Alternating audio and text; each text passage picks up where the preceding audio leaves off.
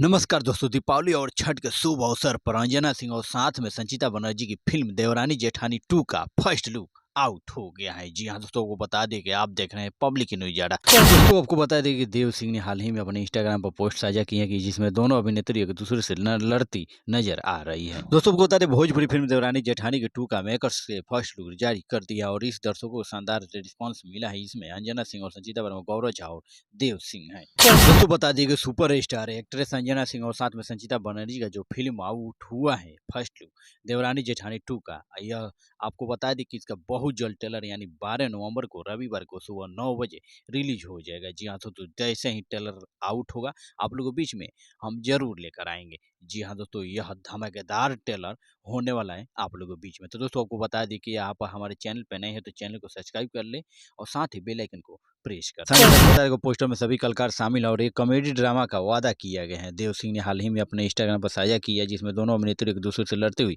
नजर आ रही है। इस वीडियो की तस्वीरों माध्यम से दोस्तों को बता दें, भोजपुरी की अपडेट पाने के लिए हमारे पब्लिक चैनल से जुड़े रहिए। तब तक हम फिर से लाते हैं एक और जबरदस्त सॉन्ग मूवी ट्रेलर आप लोग के बीच में।